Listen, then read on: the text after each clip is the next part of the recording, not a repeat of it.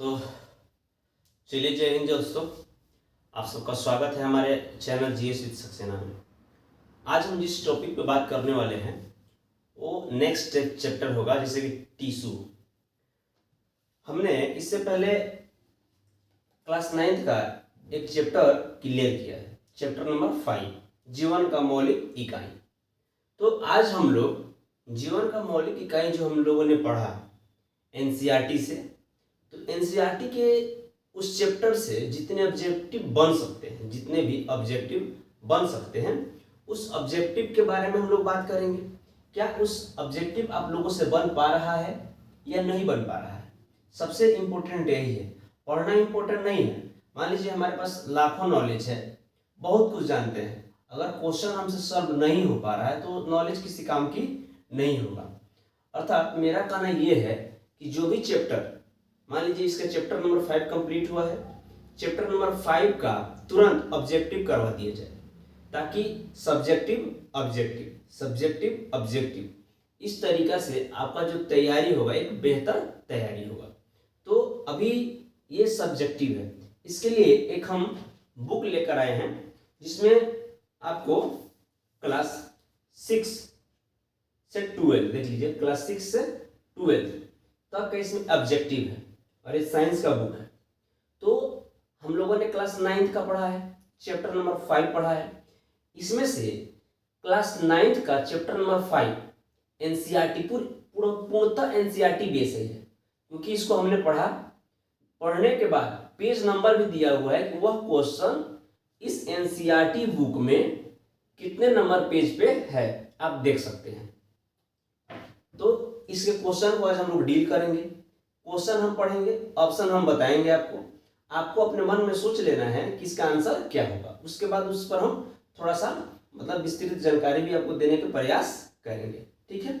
तो इसका class 9th निकालते हैं और क्लास 9th का चैप्टर नंबर 5, अगर आपके पास ये बुक होगा तो आप निकाल सकते हैं, पेज नंबर 125 पे है। ये पूर्णतः एनसीईआरटी का ऑब्जेक्टिव है। कोई भी एग्जाम अगर आप दे रहे हैं तो एनसीईआरटी बेस्ड एग्जाम आजकल पूछ रहा है, तो एनसीईआरटी का सब्जेक्टिव पढ़िए और एनसीईआरटी का ऑब्जेक्टिव लगाइए, ताकि आपका बेहतर तैयार हो सके। तो चलिए हम लोग बात करते हैं पहला नंबर क्वेश्चन पे, पेज नंबर 125। आप लोग अगर ये बुक आपके पास होगा तो निकाल सकते हैं।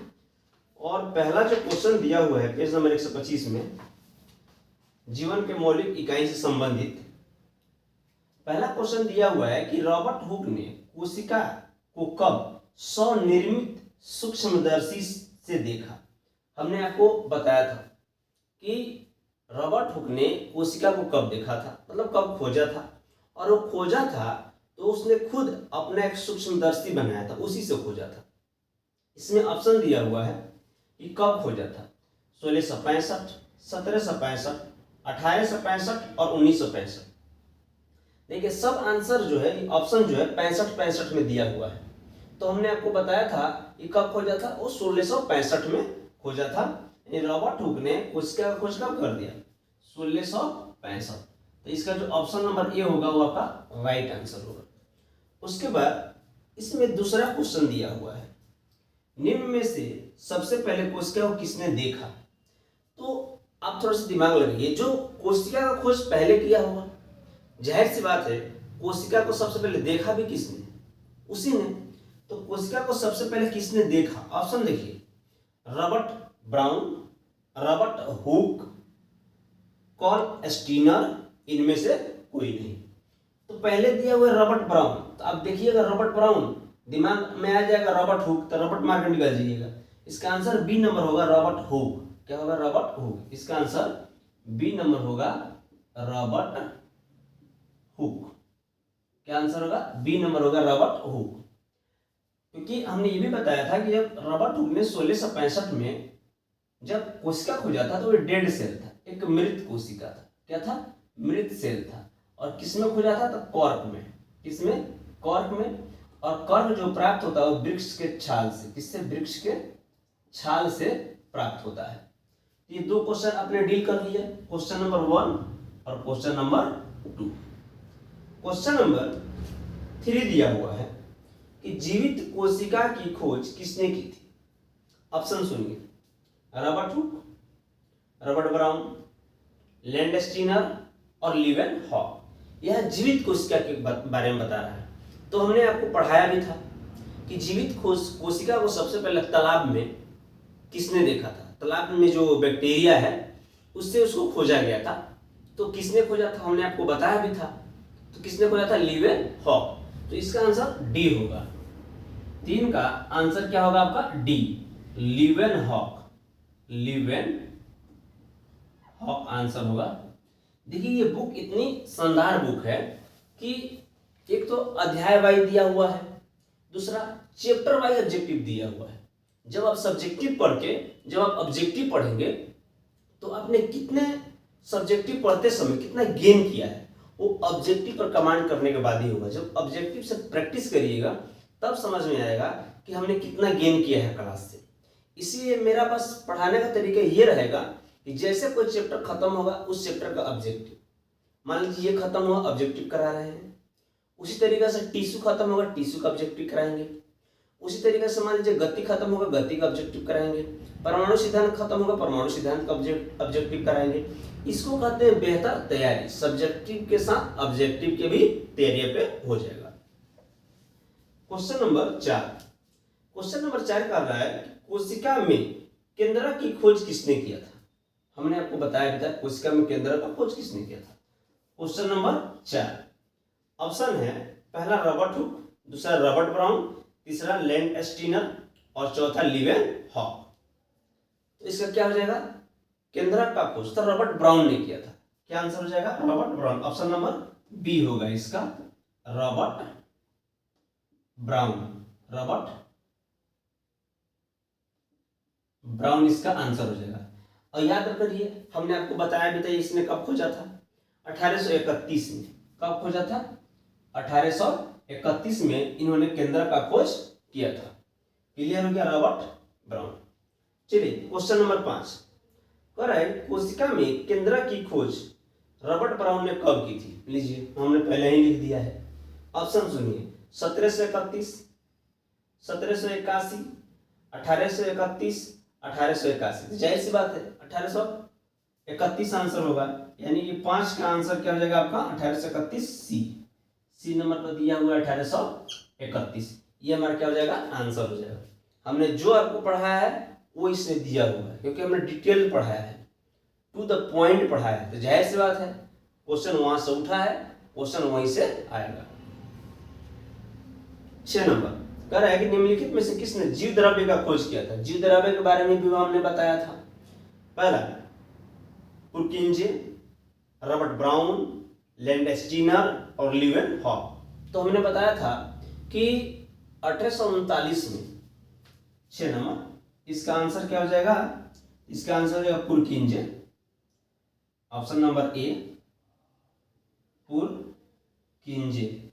ये 1839 में इसका नामकरण किया था।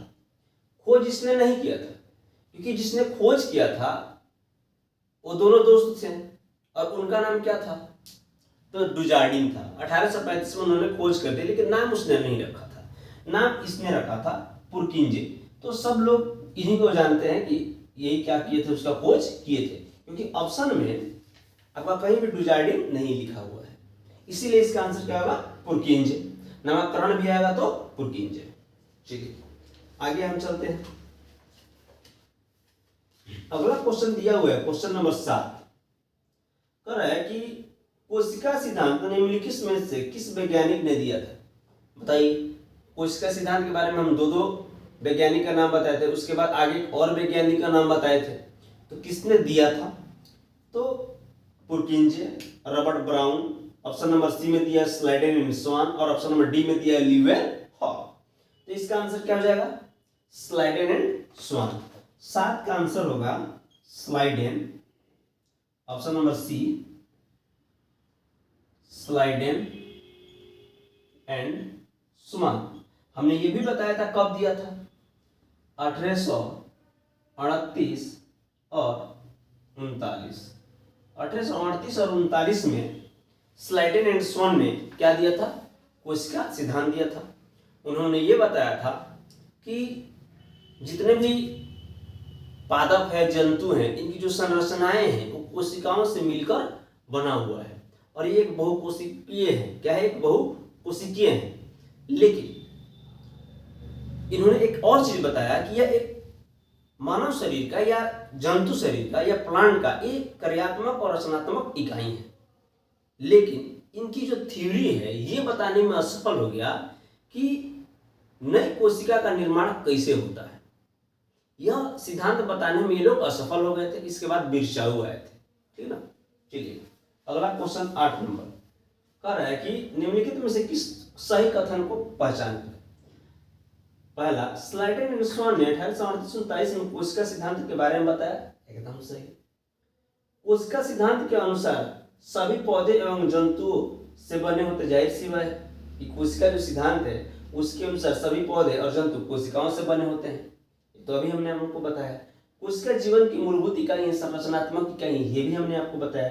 यानी कि इसका आंसर सभी होगा। ऑप्शन नंबर 1 में दिया केवल 1, ऑप्शन बी में दिया केवल 2, ऑप्शन 3 में दिया है केवल 3 और ऑप्शन डी में दिया है उपयुक्त सभी। तो इसका आंसर रहेगा उपयुक्त सभी। अर्थात 8 का आंसर हो जाएगा डी, ऑल। क्या हो जाएगा? ऑल। फिर आते हैं क्वेश्चन नंबर 9। इसमें कहा जा रहा है कि किसने कहा कि कोशिकाएं पूर्वत कोशिकाओं से बना हुआ है। हमने क्या बताया कि स्लाइडेन एंड स्वान कोशिका सिद्धांत जो था वो ये बताने में असफल हो गया कि नए कोशिकाओं का निर्माण कैसे होता है। उसके जगह पर 1855 में एक व्यक्ति आए थे जिनका नाम बिरचाऊ है। बिरचाऊ जब आए तो उन्होंने बताया कि नए कोशिकाओं का निर्माण किसी अलग कोशिकाओं से नहीं होती है, बल्कि पूर्व स्थित कोशिकाओं में जब विभाजन होता है तो नए कोशिकाओं का क्या हो जाता है? निर्माण होता है। तो वही दिया हुआ है कि पूर्ववर्ती कोशिकाओं से ही बनते हैं नए कोशिका। किसने कहा था? तो option A number Purkinje, Brown, Schleiden and Schwann और ऑप्शन नंबर डी बिरचाऊ। तो बताइए क्या आंसर होगा दोस्तों? बिरचाऊ। Very good. आगे आइए। अगला है 10 नंबर। इनमें से कौन एक कोशिकीय जीव है? आप याद करिए एक कोशिकीय जीव के बारे में हमने आपको बताया था कि प्रोकैरियोटिक में जितने भी जीव होते हैं वो एक कोशिकीय जीव होते हैं। अमीबिया के बारे में बताया था आपको, पैरामेसियम के बारे में आपको बताया था, क्लेमाइडोमोनास के बारे में हमने आपको उस दिन पढ़ाया था। ये सब क्या है? एक कोशिकीय जीव है। कवक बहुकोशिकीय है, लेकिन कवक में एक जो है वो एक कोशिकीय है, ईस्ट। क्या? ईस्ट। तो वही पूछ रहा है कि इनमें से कौन एक कोशिकीय जीव है। ऑप्शन सुनिए। अमीबा, दूसरा नंबर क्लेमाइडोमोनास, पैरामीशियम बैक्टीरिया, उपयुक्त में से सभी। क्या होगा? तो उपयुक्त में से सभी। 10 का आंसर क्या होगा? 10 का आंसर होगा ऑल, उपयुक्त में से सभी। क्वेश्चन छोटा है क्या जी?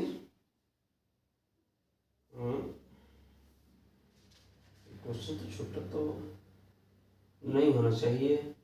1 2 3 4 5 6 सब तो सही है। क्वेश्चन कहाँ छोटा है? 1 2 3 4 5 6 7 8 8 का ऑल। और हाँ हाँ मतलब वही 9 का नहीं बताया था। बिरचाऊ, बिरचाऊ आंसर इसका बिरचाऊ होगा। सही है। आगे चलते हैं। अगला क्वेश्चन है 11 नंबर, ध्यान समझिएगा। कह रहा है इनमें से कौन सा बहुकोशिकीय जीव है? बहुकोशिकीय जीव हमने उस दिन ये भी बताया था, एक कोशिकीय जीव और बहुकोशिकीय जीव कौन कौन से होते हैं।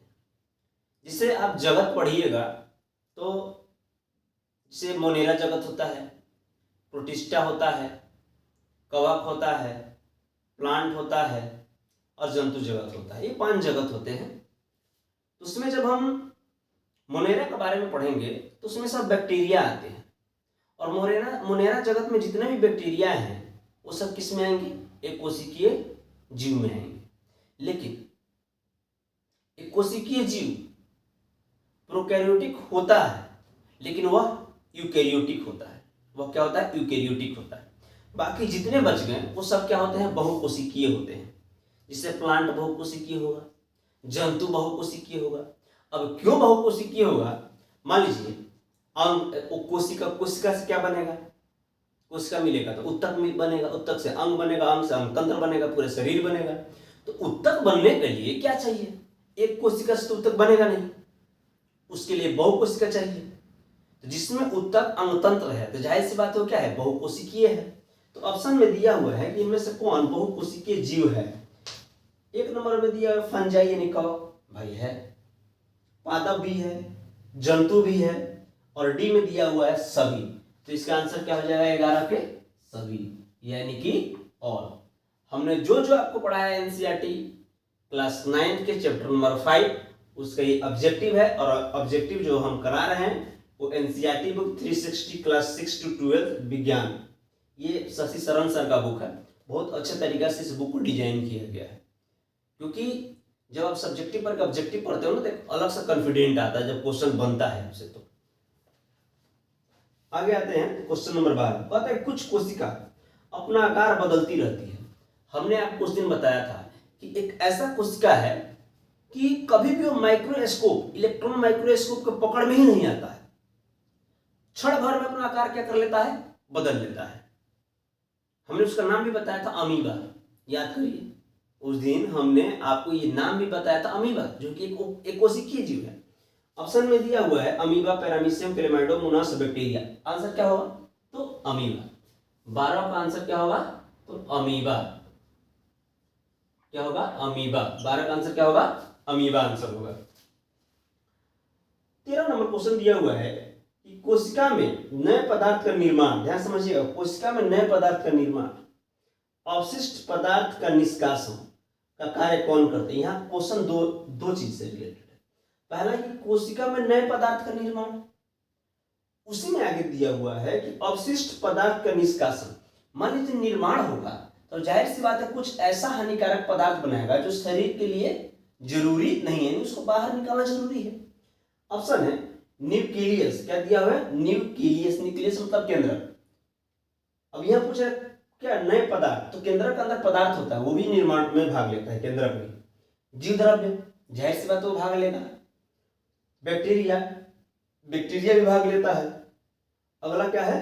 कोशिकांग, कोशिकांग भी भाग लेता है। इनमें से सभी भाग लेता है, लेकिन हमें इनमें से बेस्ट ऑप्शन चुनना है। क्या चुना है? Best option.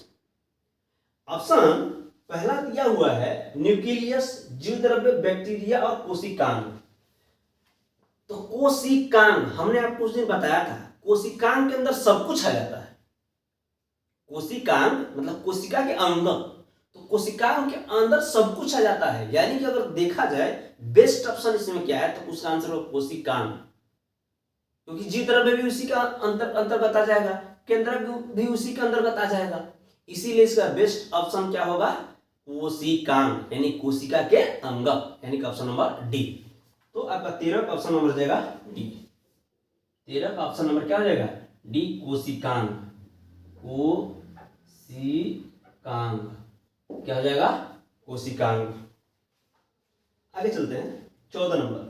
कह रहे कोशिका के अंदर होने वाली समस्त क्रियाकलाप, कोशिका के अंदर होने वाली समस्त क्रियाकलाप तथा उसकी बाह्य पर्यावरण से, ध्यान समझिए, बाह्य पर्यावरण से प्राथमिक क्रिया के गुण का कारण संभव है। यह भी 2 क्वेश्चन है। पहला क्वेश्चन कोशिका के अंदर होने वाला समस्त क्रियाकलाप, अब अंदर हो रहा है तो अंदर कोशिकांग उसका जिम्मेदार होगा। दूसरा कोशिका के बाह्य, तो बाह्य कोशिका यानी कोशिका झिल्ली, कोशिका ये झिल्ली, ये ना बाह्य मतलब वातावरण के बारे में बताएगा, कोशिका झिल्ली। ऑप्शन दिया हुआ है प्लाज्मा झिल्ली, केंद्रक, कोशिका द्रव्य और उपयुक्त सभी। तो इसका आंसर क्या होगा? उपयुक्त सभी।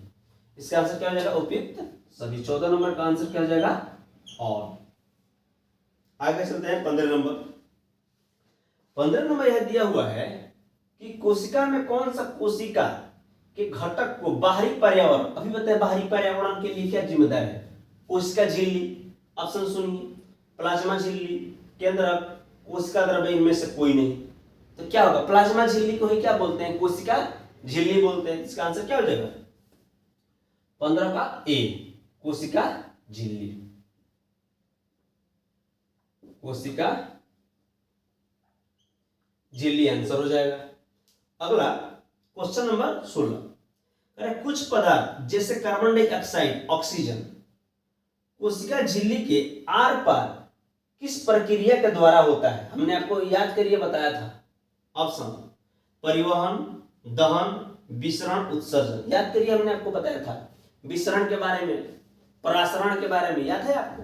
हमने ये बताया था कि जितने भी गैसें हैं, तो गैस जब एक जगह से दूसरे जगह प्रवेश करती है तो विसरण के माध्यम से, लेकिन जब जल एक जगह से दूसरी जगह प्रवेश करता है तो परासरण के माध्यम से। किसके माध्यम से? परासरण के माध्यम से। इसका आंसर क्या हो जाएगा? विसरण। ऑप्शन नंबर सी, 16 का ऑप्शन नंबर सी, अर्थात क्या हो जाएगा? विसरण। क्या होगा? विसरण इसका आंसर हो जाएगा। 17 नंबर, जल के अणु की गति जब ऋणात्मक परागम्य झिल्ली, वही झिल्ली जिसको अर्ध परागम्य झिल्ली, चयनात्मक झिल्ली कहते हैं, उसको झिल्ली के द्वारा होता है, उस विधि को क्या कहते हैं? तो अभी हमने बताया ये जल के बारे में पूछ रहा है, तो जल से संबंधित परासरण विधि। ऑप्शन ए में दिया विसरण, दूसरा में परासरण, तीसरा में परिवहन और चौथा में जीवद्रव्य। क्या आंसर होगा? परासरण आंसर होगा। 17 का बी, परासरण। परासरण आंसर होगा। एक मिनट दोस्तों, थोड़ा देख ले वीडियो सही से चल रहा है कि नहीं।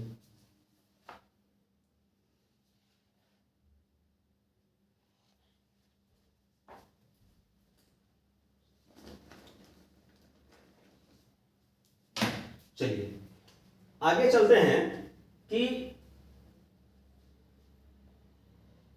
क्वेश्चन नंबर 18, यदि हम किसी जंतु कोशिका अथवा पादप कोशिका को शक्कर अथवा नमक के विलयन में रखें तो क्या होगा?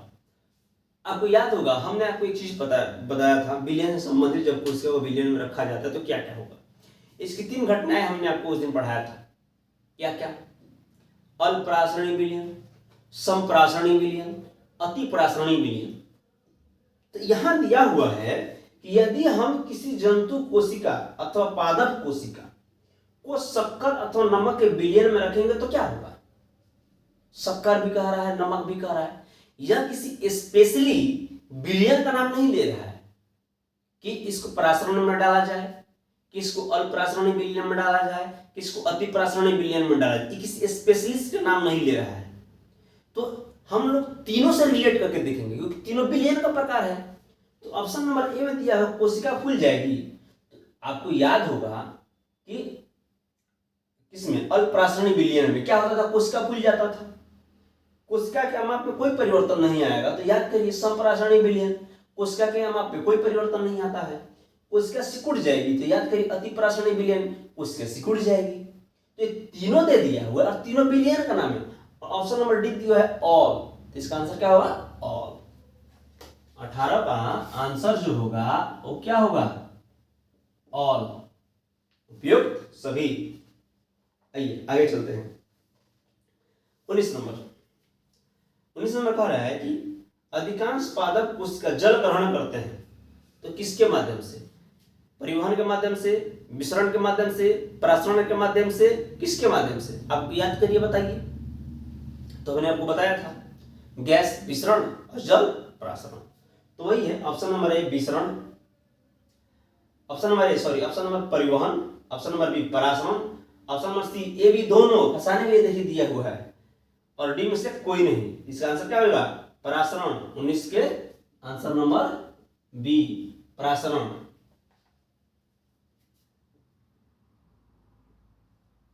ठीक, परासरण आंसर होगा इसका। आगे चलते हैं क्वेश्चन नंबर 20, कह रहे प्लाज्मा झिल्ली लचीली होती है और ये किसकी बनी होती है? प्लाज्मा झिल्ली मतलब कोशिका झिल्ली लचीली होती है, किसकी बनी होती है? तो याद करिए प्रोटीन और लिपिड, प्रोटीन और लिपिड जब दोनों मिल जाता है तो क्या होता है? Lipoprotein, lipoprotein. तो ऑप्शन नंबर ए दिया हुआ है लिपिड, दूसरा प्रोटीन, 3 में ए बी दोनों और डी में उपयुक्त है सभी। तो दोनों होगा, ए बी दोनों होगा, लिपिड और प्रोटीन यानी कि लिपोप्रोटीन। तो आपका 20 का आंसर हो जाएगा क्या? ऑप्शन नंबर सी, दोनों। 21, प्लाज्मा झिल्ली की रचना हमें केवल देख सकते हैं किससे? याद करिए हम आपको बताए थे, एक क्रम बताए थे कि किस तरीका से माइक्रोस्कोप का विकास हुआ। कोशिका के बारे में अधिक तरीका से जानने के लिए आधुनिक रूप में किसका प्रयोग किया जाता है? कोशिका के बारे में विस्तृत जानकारी, उसके हर एक अंग के बारे में जानकारी हमें तब मिला जब इलेक्ट्रॉन माइक्रोस्कोप का खोज हुआ। एनसीईआरटी के अनुसार 1940 में और गूगल के अनुसार, विकिपीडिया के अनुसार 1931 में हुआ था। नॉल लेवेंगरस्का ने किया था। तो जब इलेक्ट्रॉन माइक्रोस्कोप का जब खोज हुआ तब कोशिका के बारे में पूरी जानकारी जानना हमारे लिए संभव हो सका, क्योंकि जो माइक्रोस्कोप खोजा गया था 16वीं सदी के अंत में जेड जॉनसन, एस जॉनसन के द्वारा, वो उतने विकसित नहीं थे, उतने उन्नत किस्म के नहीं थे। कोशिका के अंदर की जो संरचनाएं हैं उसको देख सके, उसको लिए जरूरत किसका पड़ा? तो इलेक्ट्रॉन माइक्रोस्कोप का जरूरत पड़ा। तो ऑप्शन सुनिए, पहला दिए आंखों से देख सकते हैं प्लाज्मा झिल्ली को, बताइए। दूसरा दूरबीन से देख सकते हैं, तीसरा सूक्ष्मदर्शी से, और चौथा इलेक्ट्रॉन माइक्रोस्कोप से। तो क्या आंसर होगा दोस्तों? Electron microscope. तो 21 का आंसर हो जाएगा डी, इलेक्ट्रॉन माइक्रोस्कोप। 22, कोशिका झिल्ली का लचीलापन एक कोशिकीय जीव में कोशिका के बाह्य पर्यावरण से अपने भोजन तथा अन्य पदार्थों को ग्रहण करने की सहायता होती है, ग्रहण करने की सहायता होती है। ऐसी प्रक्रिया को क्या कहते हैं? मतलब ग्रहण करेगा तो अंदर करेगा, तो अंदर करेगा तो एक्सो होगा कि एंडो होगा? अंदर करेगा तो एंडो होगा, बाहर करेगा तो एक्सो होगा। तो इस ऑप्शन सुनिए, एंडोसाइटोसिस, क्लैमिडोमोनास, ए बी, दोनों इनमें से कोई नहीं। तो अंदर पड़ रहा है, ग्रहण कर रहा है भोजन को, इसी प्रक्रिया को कहते हैं एंडोसाइटोसिस। एंडोसाइटोसिस यानी कि 22 का आंसर नंबर ए होगा। 22 का आंसर एंडोसाइटोसिस,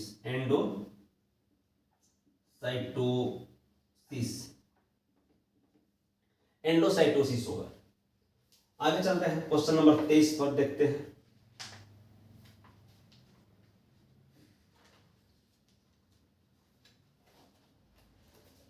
क्वेश्चन नंबर 223 दिया हुआ है कि निम्नलिखित में से कौन सही है, मतलब सही कथन का चयन करना है। अगर लेक्चर आपने बढ़िया से सुना है, मेरा जो लेक्चर अगर आपने बढ़िया से सुना है, तो जाहिर सी बात है कि आप बेहतर उत्तर दे पाइएगा। पहला, निम्नलिखित में से सही कथन। पहला, पादप कोशिका में प्लाज्मा झिल्ली के अतिरिक्त कोशिका भित्ति भी होती है। याद है हम आपको बताए थे, कोशिका झिल्ली, कोशिका भित्ति। हमने ये बोला था कि कोशिका झिल्ली दोनों में होती है, जंतु में भी और पादप में भी। लेकिन पादप में एक प्रमुख संरचना होती है कोशिका भित्ति, जो कि जंतु में नहीं होती है। तो पादप में कोशिका झिल्ली भी होता है और कोशिका भित्ति भी होता है, लेकिन जंतु में सिर्फ कोशिका झिल्ली होता है। तो वही पूछ रहा है यहाँ पर कि पादप में कोशिका झिल्ली के साथ साथ यानी उसके अतिरिक्त कोशिका भित्ति भी होती है। तो बिल्कुल सही।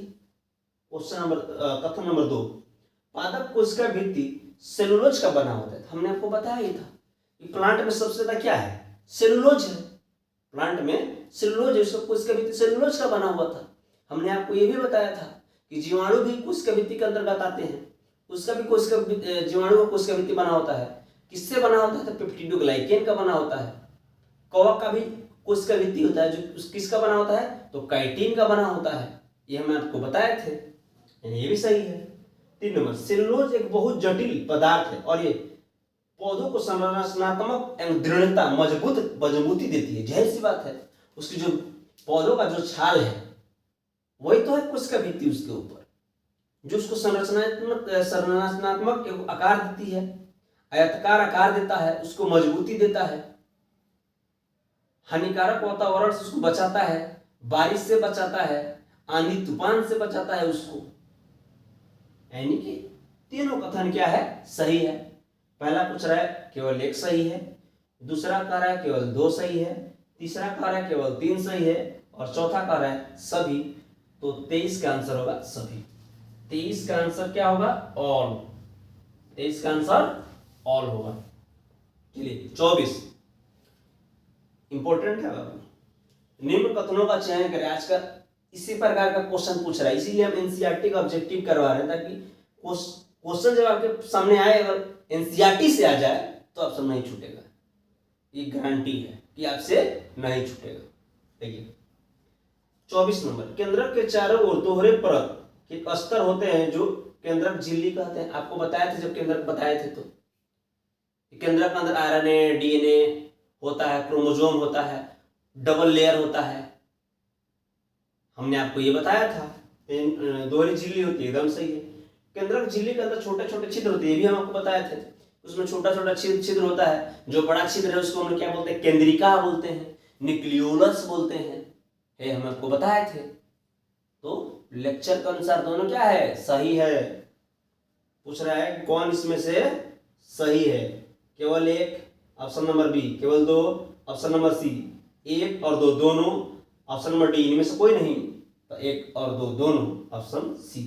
तो 24 का आंसर हो जाएगा ऑप्शन सी, बोथ। 25 पर आइए। 25 भी पूरा कथन से संबंधित क्वेश्चन है, ध्यान समझिएगा। केंद्रक में क्रोमोसोम होते हैं जो कोशिका विभाजन के समय छड़ाकार दिखाई देते हैं। हम आपको बताए थे केंद्रक में क्रोमोसोम होते हैं जो छड़ के आकार के होते हैं। जब वही मोटा हो जाता है ना, पहले तो धागे नुमा संरचना होता है, इसको हम क्रोमेटिन कहते हैं। जब वही मोटा हो जाता है तो क्रोमोसोम में बदल जाता है, ये हम आपको बताया था। ये भी हमको आपको बताए थे कि उसके अंदर आरएनए होता है, डीएनए होता है। आरएनए का फुल फॉर्म आपको बताए थे, डीएनए का फुल फॉर्म बताए थे। आरएनए से डीएनए बनना, डीएनए से आरएनए बना, हम ये चीज पूरे क्लियर किए थे आपको, तो ये सही है। क्रोमोसोम में अनुवांशिक गुण होता है, ये भी हम आपको बताए थे। जीन के बारे में याद करिए, क्योंकि एक पीढ़ी से दूसरे पीढ़ी में जब जाता है तो उसमें क्रोमोसोम की अहम भूमिका होती है, ये भी सही है। 3 नंबर, डीएनए का पूर्ण रूप मतलब फुल फॉर्म, ये आपको बताया था, डाईऑक्सीराइबोज। तो डाईऑक्सीराइबोज न्यूक्लिक एसिड, बिल्कुल सही है। क्रोमोसोम डीएनए तथा प्रोटीन के बने होते हैं, याद करिए क्रोमोसोम जो है ना डीएनए और प्रोटीन के बने होते हैं, आपको बताए थे। इसी को बोलते हैं पोलियोन्यूक्लियोटाइड, हम लिखे भी थे। इसको क्या बोलते हैं, पोलियोन्यूक्लियोटाइड। हम आपको ये भी बताए थे, इसमें शुगर होता है, इसमें फॉस्फेट होता है, इसमें क्षार होता है। क्षार 4 होता है, adenine, ATGC, adenine, thymine, guanine, cytosine. ये एक एक टॉपिक हम आपको क्लियर किए थे। तो इसके अनुसार आंसर क्या हो जाएगा, उपयुक्त सभी, यानी कि 25 का आंसर डी। 25 का आंसर डी यानी कि ऑल। 26 पे आते हैं। ऐसे जीव जिसकी कोशिकाओं के केंद्रक झिल्ली नहीं होता उसे क्या कहते हैं, अब बताइए। याद है हम आपको बताए थे प्रोकैरियोटिक, यूकैरियोटिक, लिखवाए नहीं थे बट लेक्चर में आपको बताए थे कि जितने भी जीवाणु आते हैं किसमें आते हैं, प्रोकैरियोटिक में। और जितने भी प्रोकैरियोटिक होते हैं अल्प विकसित कोशिका होते हैं, उसमें केंद्रक नहीं होता है, केंद्रक झिल्ली नहीं होता है, माइटोकॉन्ड्रिया नहीं होता है, उसमें इंडोप्लाज्मिक रेटिकुलम नहीं होता है, उसमें वोकिल्स नहीं होता है, उसमें सेंट्रोसोम नहीं होता है, उसमें लाइसोसोम नहीं होता है। हमने आपको ये बताया था। तो बताइए, कह रहा है कि प्रोकैरियोटिक में, यूकैरियोटिक में, दोनों में, इनमें किसी में नहीं, तो क्या आंसर होगा, प्रोकैरियोटिक, यानी कि 26 का ए।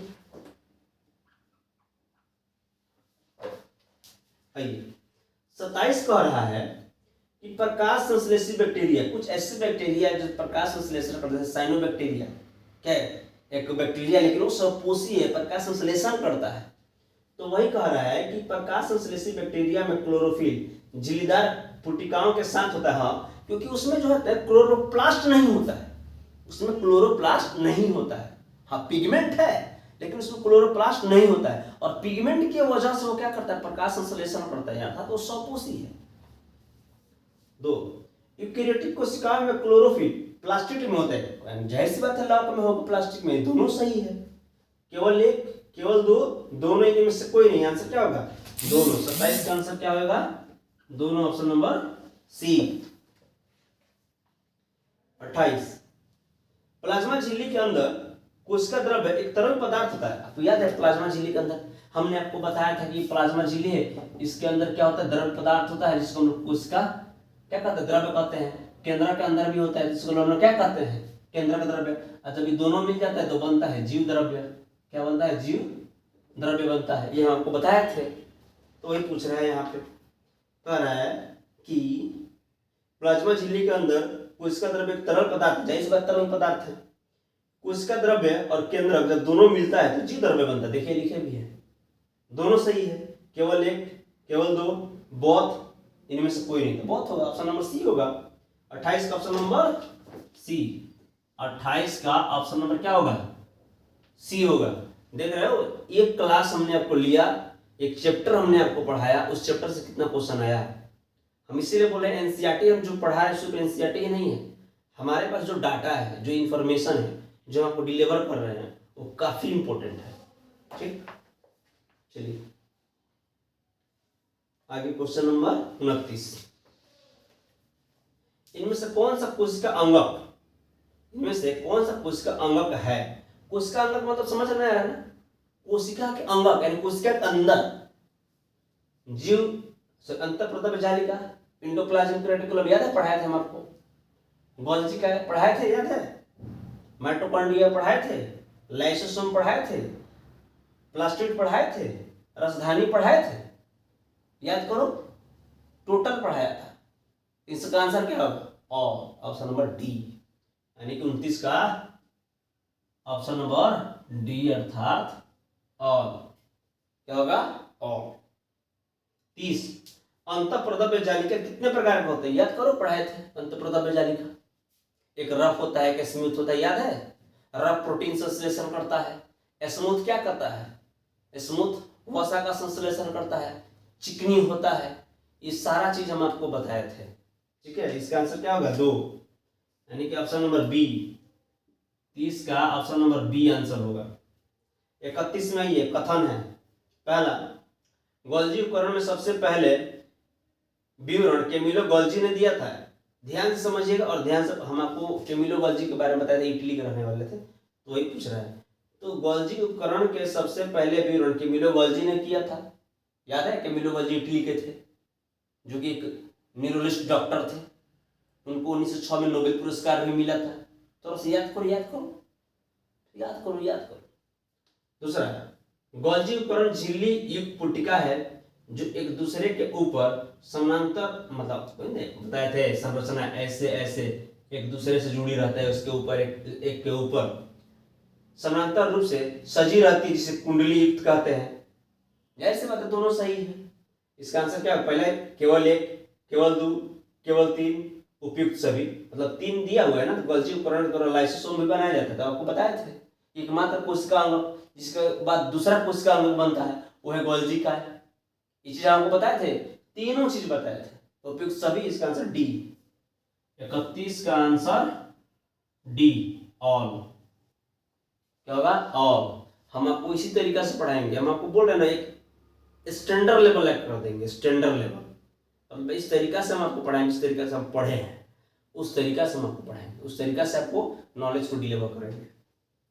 आगे 32, कोशिका अंगकों के टूटे फूटे भागों को पाचित करने, कोशिका को साफ सुथरा करते, याद है, हमने बताया था कि एक उसमें था आत्महत्या की थैली, उसके पास हाइड्रोलाइटिक एंजाइम होता है, छिड़क देता है सब पर, सब मर जाता है।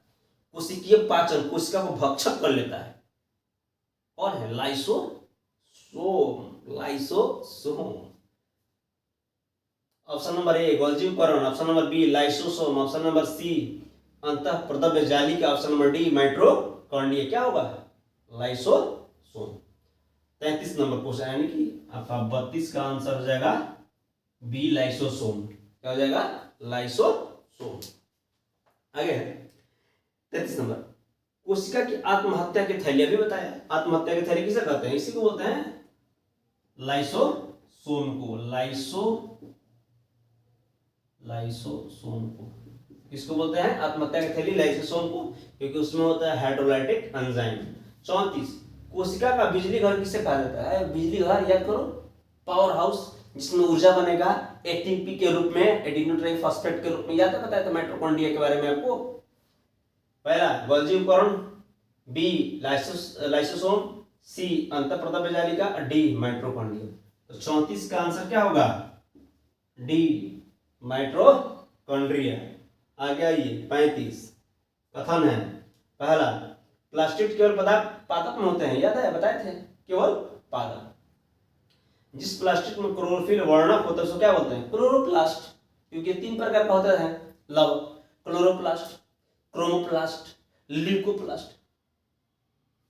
क्लोरोप्लास्ट का प्रकाश संश्लेषण हरा रंग का होता है, क्रोमोप्लास्ट रंग प्रदान करता है, ल्यूकोप्लास्ट भोजन को संग्रहित करता है। याद है?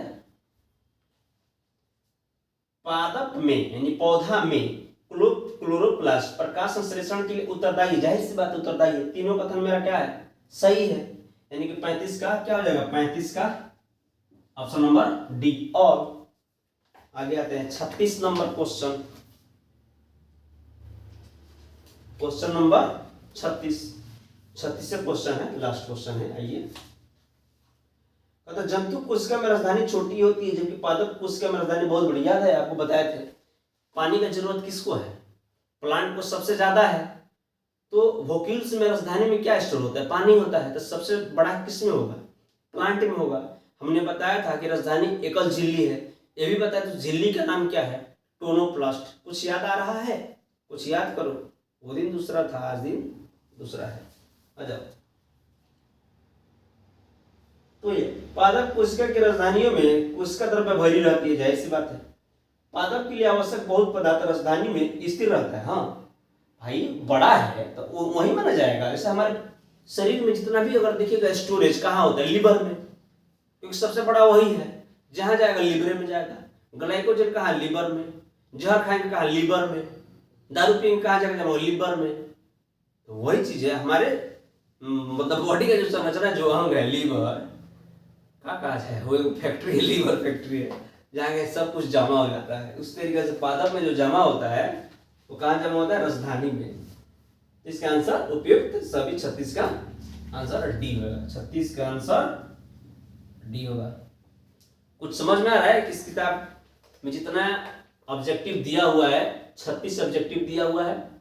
क्लास 9 एनसीईआरटी का चैप्टर नंबर 5 में हमने जो मौलिक इकाई का 3-4 वीडियो आपको प्रोवाइड किया था, उसी से टोटल क्वेश्चन बन गया।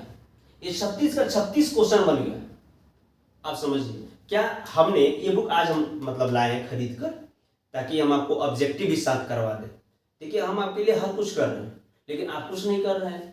थोड़ा शेयर करिए, सब्सक्राइब करिए, थोड़ा सा चैनल को थोड़ा सा ग्रो करना, मतलब ग्रो करने में मदद करिए।